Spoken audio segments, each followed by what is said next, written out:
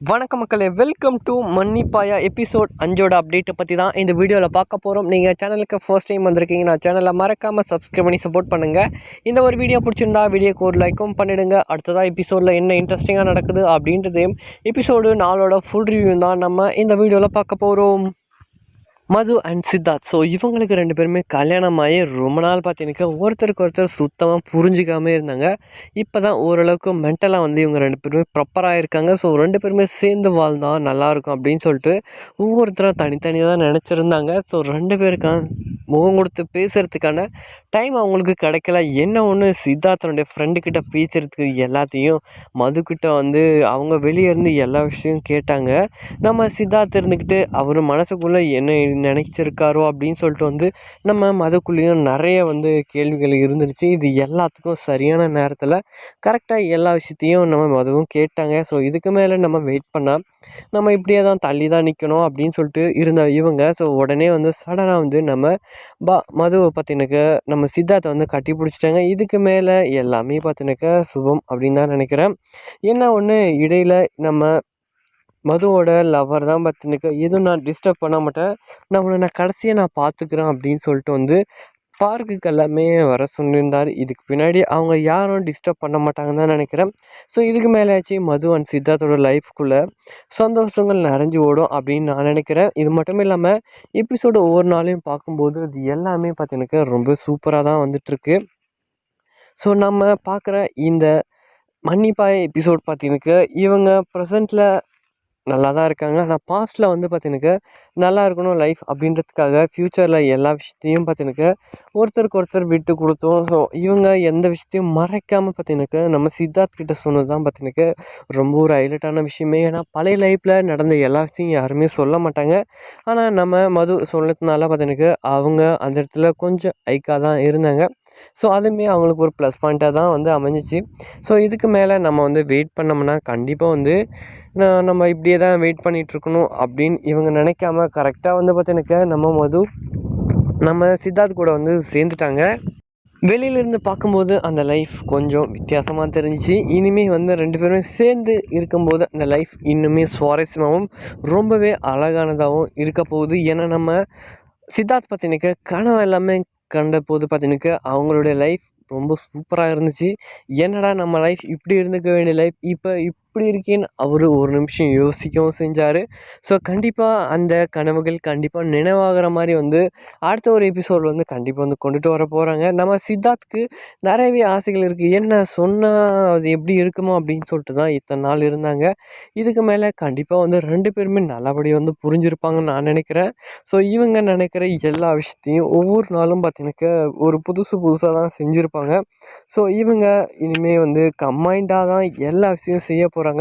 ஏன்னா நம்ம மதுவோட அம்மா போதே அவங்க தன்னுடைய வீட்டுக்கு கூட்டிகிட்டு போகிறேன் அப்படின்னு சொன்ன போதும் பார்த்தினாக்க நான் என் மதுவை நான் இங்கேயே வச்சு பார்த்துக்கிறேன் அப்படின்னு சொன்ன இவர் இதுக்கு மேலே அவங்களுக்கு எந்த ஒரு பிரச்சனையும் வராமல் ரொம்பவே பார்த்தினாக்க ஜாக்கிரதையாகவும், ஸோ அது மட்டும் இல்லை அவங்களுக்கு என்னென்ன பிடிக்காது இது எல்லாத்தையும் பார்த்து நம்ம சித்தார்த் செய்ய போகிறாங்க. இதை பார்த்து நம்ம மதுவும் பார்த்தினாக்கா அவ்வளோ இதுவான லைஃப்பை நம்ம கொஞ்சம் மிஸ் பண்ண பார்த்தோமே அப்படின்னு சொல்லிட்டு யோசிக்கிற அளவு பார்த்தினாக்க நம்ம சித்தார்த் இவங்களுடைய லைஃப்குள்ளே புதுசாக அழகான ஒவ்வொரு விஷயத்தையும் ஒவ்வொரு நாளும் பார்த்தினாக்க கொண்டுட்டு வர தான் போகிறாங்க. ஸோ இதெல்லாமே பார்த்து நம்ம மது பார்த்தினாக்க ஸோ அவங்க எக்ஸைட்மெண்ட்டுக்கு ஒரு அளவே இல்லாத அளவுக்கு பார்த்தினாக்க செம்மையாக இருக்க போகிறாங்க. ஸோ இதை தான் நம்ம வரப்போகிற அந்த 5வது எபிசோட் பார்க்க போகிறோம். ஸோ இப்போ 4வது எபிசோட் யாரெல்லாம் பார்க்கலையே அவங்களுக்காக பார்த்திங்கன்னா கீழே டிஸ்கிரிப்ஷனில் லிங்க் இருக்குது வீடியோவோடது. அது மட்டும் இல்லாமல் அதோட ரிவ்யூ வேணுன்னா கண்டிப்பாக அதையும் இந்த வீடியோவிலே அட்டாச் பண்ணுறோம். ஸோ இதோட அப்படியே கண்டினியூ பண்ணிக்கோங்க. ஸோ 4வது எபிசோடுக்கான ரிவ்யூ எப்படி இருந்துச்சு அப்படின்றத நீங்களும் தெரிஞ்சுக்கலாம் வாங்க. மது தன்னோட ஃப்ரெண்ட் நந்தினி கிட்ட பேசிகிட்டு இருக்காங்க. தன்னோட எக்ஸ் லவர் தன்னை பார்க்கணும் அப்படி இப்படி ஒரே சரி ஃபோன் பண்ணிக்கிட்டே இருக்கான். என்ன பண்ணுறது எது பண்ணுறதுன்னு ஒன்றுமே தெரியல நந்தினி, ஏதாச்சும் சொல்லு அப்படின்னு சொல்கிறாங்க. ஒருவேளை நான் பேசாமல் நான் நம்பரை மாற்றிட்டேன்னா அவன் எனக்கு ஃபோன் பண்ண மாட்டான்ல அப்படின்னு ஒரு மொக்கையான ஒரு ஐடியாவும் நினச்சிட்டு இருக்காங்க. என்ன இங்கே நந்தினி அவங்க சொல்கிறது எல்லாமே கரெக்டுன்னு நினைக்கும் போது தான் அப்போ தான் தெரியுது அவங்களோட வீடு எல்லாமே தெரியுமே அப்படின்ட்டு. சரி இப்போதைக்கு நம்பரை மாற்று, அப்புறம் வேணா அவன் தொல்லை பண்ணாமல் இருப்பான் அப்படின்னு சொல்லிட்டு நினச்சி இவங்க நம்பரை மாற்றுறதுக்கு ரெடி பண்ணிட்டு இருக்காங்க. அதுக்குள்ளார பார்த்தீங்கன்னாக்க, சரி ஓகே இவங்க பேசியிருக்க டைம்ல கரெக்ட்டா வந்து காலிங் பெல் அடிக்குது. யார்றா அப்படின்னு பார்த்தா, நம்ம சித்தார்த் தான் வீட்டுக்குள்ள வராப்புல. ஸோ இவரும் பார்த்தீங்கன்னாக்க, இவரு ட்ரீம் நல்லாயிருக்கும் அப்படின்ற மாரி வந்து சில கனவுகள வந்து கனவு கண்டுட்டு இருக்காங்க. ஸோ நம்ம மதுவுக்கு பார்த்தீங்கன்னாக்க காலைல ஏதோ ஃபோன் பண்ணாங்களா, சரியா பேசலையாம். அவங்கள வாய்ஸ் ரொம்பவே டல்லா இருந்துச்சா.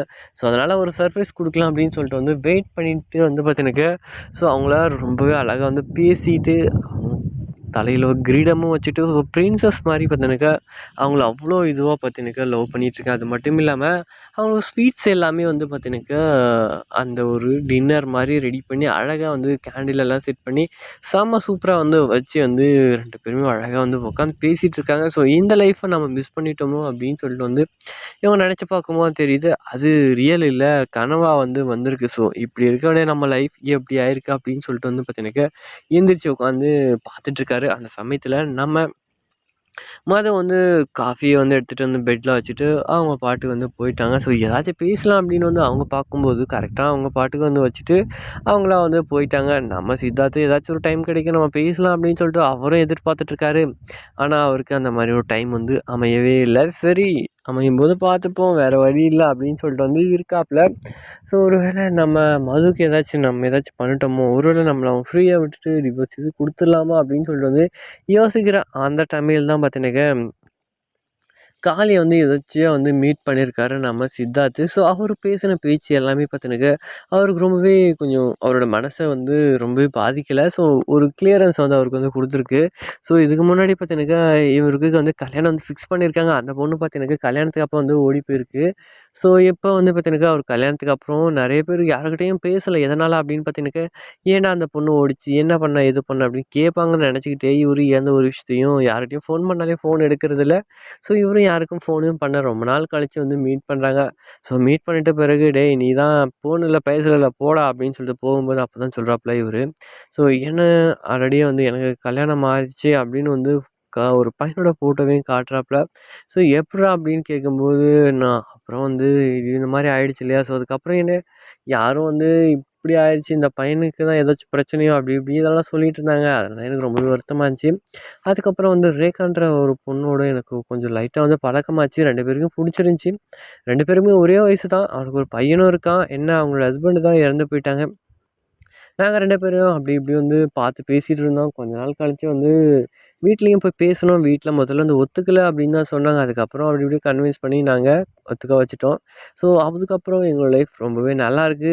ஸோ இப்போ தான் எங்களுக்கு புரியுது. ஸோ நம்ம லைஃப்பில வந்து நிறைய விஷயத்த நம்ம வந்து காம்ப்ரமைஸ் பண்ணணும். மறுபடியும் வந்து அவங்க நம்ம கூட இருக்கும்போது ஸோ பழைய விஷயத்த எல்லாமே எதுவுமே ஞாபகப்படுத்தணும். ப்ரெசென்ட்ல என்ன நடக்குதோ ஸோ அதை மட்டும் வச்சு நம்ம வந்து சந்தோஷமா இருக்கணும் அப்படின்னு சொல்லி வந்து அவர்கிட்ட வந்து சொல்லிட்டு இருக்காங்க. ஸோ அப்பதான் வந்து பார்த்தீங்கன்னாக்க, நம்ம சித்தார்த்துக்கும் புரியுது. தன்னுடைய ஃப்ரெண்டுகிட்ட வந்து இந்த விஷயத்த பத்தி எல்லாத்தையும் ஓப்பனா வந்து சொல்லிட்டுருக்காங்க. நான் இப்போ மதுக்கிட்ட வந்து போய் பேச போறேன். ஸோ மது கூட ஒரு புது லைஃப்ப நான் ஸ்டார்ட் பண்ணலான்னு இருக்கேன்டா மச்சான் அப்படின்னு சொல்றாங்க. கங்ராச்சுலேஷன்டா மாமா அப்படின்னு சொல்லிட்டு கையும் குடுக்குறாங்க. ஸோ அதுக்கப்புறம் தான் வந்து பார்த்தீங்கன்னாக்கா, ஒரு புது விஷயமா நடக்கணும் அப்படின்னு சொல்லிட்டு வந்து இவரும் எதிர்பார்த்துட்டு இருக்காங்க. ஸோ அதுக்கு தகுந்த மாரி நடக்குது அப்படின்னு பார்த்தா, அதுதான் கொஞ்சம் டிலே ஆகுது. ஸோ நம்ம மதுவ பார்க்க தன்னுடைய எக்ஸ் பாய் ஃப்ரெண்ட் வந்து வீட்டுக்கே வந்து வந்துட்டான். யார்றா அப்படின்னு வந்து பார்த்தா நம்ம சித்தார்த் வந்து "யார் நீங்க?" அப்படின்னு வந்து கேட்கும்போது, குடுகுடுன்னு ஓடி வந்த நம்ம மது பார்த்தீங்கன்னாக்க, ஃப்ரெண்டு அப்படின்னு சொல்லிட்டு தனியா கூட்டு போயிட்டு வந்து பேசுறாங்க. "என்னடா இங்கேயே வந்துட்டு, நான் தான் உன்ன அப்புறம் பார்க்குறேன் அப்படின்னு சொன்னேன்ல, எதுக்குடா எங்க வீடு வரையும் வந்திருக்க?" "இல்ல மது, நான் உன்ன கடைசியா ஒரு டைம் பார்த்து பேசிட்டு போலான்னு தான் வந்தேன்." "சரி போ, நானே ஃபோன் பண்றேன் வரேன்" அப்படின்னு சொல்லிட்டு வந்து இவரு வந்து அனுப்பிச்சு விட்டுட்டாங்க. ஸோ அதுக்கப்புறம் அவங்க எதுவுமே பெருசா வந்து நெனச்சுக்கல. கொஞ்ச நாள் கழிச்சு வந்து மது வந்து அந்த பையன கூட்டிட்டு போயிட்டு வந்து பார்க்ல வந்து பேசிட்டு இருக்கான். "எதுக்காக என்னைய வர சொல்ல? ஆல்ரெடி எனக்கு கல்யாணம் ஆயிடுச்சு. ஒரு பையன் கூட இருக்கேன். ஸோ நீ வந்து இப்போ வந்து இந்த மாரி பேசியிருந்தா, அவங்க கூட இருக்கிறவங்க என்ன நினைப்பாங்க? என்னோட லைஃப் டிஸ்டர்ப் ஆகுதுல்ல. எதுக்காண்டி வந்து இப்படி பண்ணிட்டுருக்க?" அப்படின்ற மாரி வந்து கேட்டுட்ருக்காங்க. "இல்ல கொஞ்சம் பார்த்து பேசிட்டு போயிடுறேன். மத்தபடி நான் எதுவும் பேசல." "சரி பேசிட்டு உடனே கிளம்பு" அப்படின்னு சொல்லிட்டு வந்து பார்த்தீங்கன்னாக்கா, அவங்களையும் சொல்லிட்டு அவங்களும் பேசிட்டு வந்து அவரும் வந்து கிளம்பிடுறாங்க. ஸோ அதுக்கு முன்னாடியே யாரோ ஒருத்தர் வந்து பார்த்தீங்கன்னாக்கா, நம்ம சித்தார்த்தோட ஃப்ரெண்டு வந்து பார்த்துட்டு வந்து வீட்ல வந்து சொல்ல வந்து வந்திருக்காப்புல. "டேய் உன்னோட லைஃப் பாருடா எப்படி போயிட்டுருக்கு. உன்னோட ஒய்ஃப் அங்க பார்க்ல யார் கூடயோ ஒருத்தர் பேசிட்டு இருக்காடா" அப்படி இப்படின்னு வந்து பேசுறா. "டேய் அவ வந்து என்ன பண்றா, ஏது பண்றா எனக்கும் தெரியும்டா. அவ வந்து ஆல்ரெடி ஒரு பையன வந்து லவ் பண்ணிட்டு இருந்தா. ஸோ அந்த விஷயத்தையும் என்கிட்ட சொல்லியிருக்கா. அதுக்கப்புறம் ஆனால் மற்ற பொண்ணு யாராக இருந்தாலும் என்கிட்ட வந்து சொல்லியிருக்க மாட்டாங்க. ஆனால் அவள் என்கிட்ட சொன்னாடா அப்படின்னு வந்து பெருமையாக வந்து பேசிகிட்ருக்கேன். அந்த சமயத்தில் அவங்க சொல்கிறது எல்லாத்தையுமே வெளியே நின்று வெளியே நின்று வந்து நம்ம மது வந்து கேட்டுட்ருக்காங்க. மது வந்து அப்படிப்பட்டவே இல்லைடா, கண்டிப்பாக அவள் திரும்பி எனக்காக வருவாடா அப்படின்னு வந்து ரொம்பவே அவங்கள பற்றி ரொம்ப பெருமையாக வந்து பேசிகிட்டு இருக்காங்க. ஸோ அதுக்கப்புறம் இவங்க எல்லாத்தையும் வெளியே இருந்து கேட்ட இவங்க கொஞ்ச நேரம் கழித்து வந்து உள்ளே வந்து கட்டி பிடிச்சிக்கிறாங்க நம்ம சித்தார்த்தை. ஸோ என்னை மன்னிச்சிரு சித்தார்த், நான் தப்பு பண்ணியிருக்கலாம், இருந்தாலும் என்னை மன்னிச்சிரு, இனிமேல் என்னோடய லைஃப் நம்ம நல்லா இருக்கணும், ஸோ அதுக்காண்டி நம்ம என்னெல்லாம் செய்யலாம் அப்படி இப்படின்னு வந்து இவங்களே வந்து பார்த்தீங்கன்னா ரொம்பவே சூப்பராக வந்து பேசிகிட்டு இருக்காங்க. ஸோ இனிமேல் நம்மளோட லைஃப்பில் ஸோ ரொம்ப சந்தோஷம் மட்டும் தான் நிறைஞ்சிருக்கணும், மற்றபடி நம்மளை பற்றின எந்த ஒரு இதுவுமே பார்த்தீங்கன்னா எந்த ஒரு இதுவுமே கவலை இல்லாமல் வந்து நம்ம லைஃப்பை நம்ம வாழணும் அப்படின்னு சொல்லிட்டு வந்து 2 பேருமே அழகாக வந்து பேசிகிட்டு இருக்கிறது ரொம்பவே சூப்பராக இருக்குது. ஸோ அதுக்கு பின்னாடியே மைண்ட் வாஷ் பார்த்தீங்கன்னாக்கா இந்த பழைய விஷயத்தையெல்லாம் தூக்கி போட்டுருங்க, புதுசாக ப்ரெசென்ட்டில் என்ன இருக்கோ ஸோ அதே வச்சு நம்மளோட லைஃப்பை ரன் பண்ணால் ரொம்பவே நல்லாயிருக்கும் அப்படின்னு சொல்லிட்டு கடைசியில் ஒரு ஸ்லோகன்ஸ் எல்லாமே சொல்லியிருந்தாங்க. ரொம்ப சூப்பராகவும் அருமையாக இருந்துச்சு. இது கண்டிப்பாக என்னோடய லைஃப்க்கு எல்லாரோட லைஃப்பும் செட் ஆக நினைக்கிறேன். ஏன்னா ப்ரெசென்ட் இருக்க லைஃப் தான் ரொம்பவே முக்கியம். நல்லா ப்ரெசென்ட்டில் இருக்கிற அந்த லைஃப்பை பார்த்து வாழ்ந்துக்கோங்க.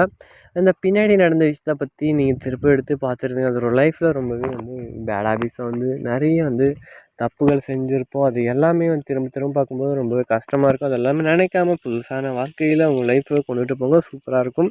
ஸோ இதுதான் மன்னிப்பா எபிசோடில் வந்து சொல்லியிருந்தாங்க. ஸோ அடுத்த ஒரு 5த்துக்காக வெயிட் பண்ணுங்கள். சூப்பராக இருந்துச்சு இந்த எபிசோட். நீங்கள் என்ன நினைக்கிறீங்க அப்படின்ட்டு கீழே மறக்காமல் கமெண்ட் பண்ணிடுங்க. ஓகே காய்ஸ், பாய்.